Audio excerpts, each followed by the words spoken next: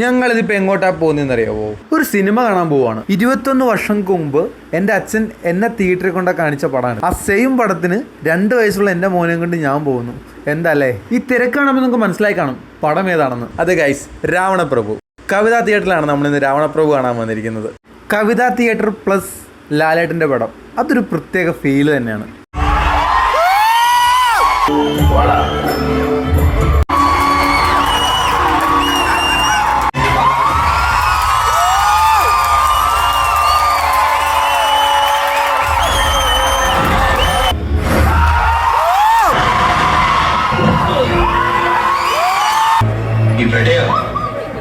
ഇവിടെ നല്ല നാടൻ ചീരയുടെ വിത്ത് കിട്ടുന്ന, പിന്നെ ഞങ്ങളുടെ കയ്യിൽ കുറച്ച് കുമ്പളങ്ങ വിൽക്കാനും ഉണ്ട്. ശേഖരന് വേണാവോ?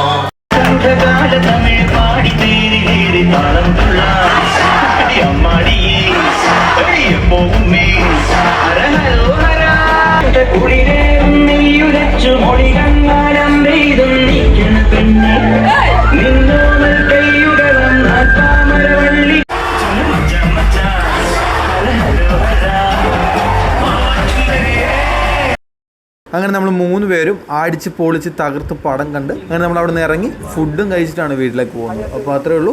Bye bye.